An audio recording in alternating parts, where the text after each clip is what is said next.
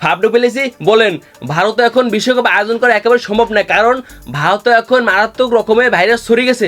সেখানে যদি বিশ্বকাপ আয়োজন করা হয় তাহলে প্লেয়ারদেরকে ভাইরাস ছড়িয়ে যেতে পারে। এই ভাইরাসটা একেবারে মারাত্মক একটা রোগ। দেখুন আমাদের এখন এখান থেকে বিশ্বকাপ সরিয়ে শ্রীলঙ্কা কিন মনে করুন দেশটি স্বর্ণ লাগবে, কারণ বাংলাদেশ তো এর আগে বিশ্বকাপ বয়কট করছে মোস্তাফিজুর রহমান ইস্যু নিয়ে। এবং দেখুন জয় শাহ তিনি এবার কি করবে, এই জয় শাহ তিনি একেবারে চাপে পড়ে গেছে।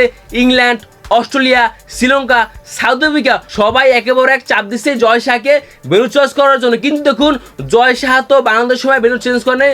জয় শাহ তখন তিনি বলছে এখন আমাদের বিশ্বকাপ একেবারে কাঠগড় চলে আসছে, এখন আমাদের ভেন্যু পরিবর্তন করা একেবারে সম্ভব নয়। জয় শাহ তিনি এখন কি করবে, সাউথ আফ্রিকা, ইংল্যান্ড, অস্ট্রেলিয়া কেউ যদি বিশ্বকাপ না খেলে তাহলে এখন বিশ্বকাপ খেলবে কে? ইন্ডিয়া এবং ভারতে বিশ্বকাপ খেলবে। এছাড়া আমি আর কোনো টিম দেখতেছি না, সবাই এখন একেবারে বিশ্বকাপ বয়কট করতে আছে। ভারতে এখন নিপে ভাইরাস ছড়িয়ে গেছে, ভারতে এখন বিশ্বকাপ আয়োজন করা একেবারে সম্ভব নয়।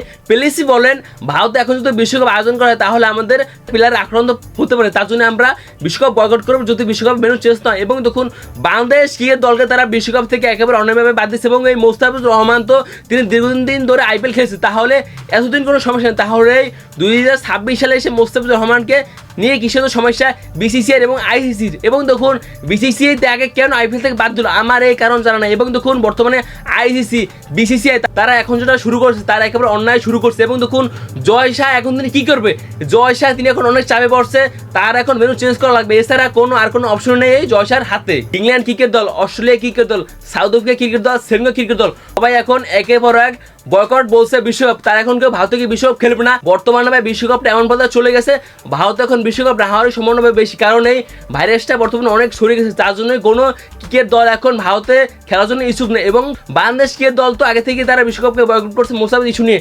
এখন দেখুন জয় শাহ, আইসিসি এখন কি চাপে পড়ছে। দেখুন ভারত এখন বিশ্বকাপ না হওয়ার সম্ভাবনা বেশি।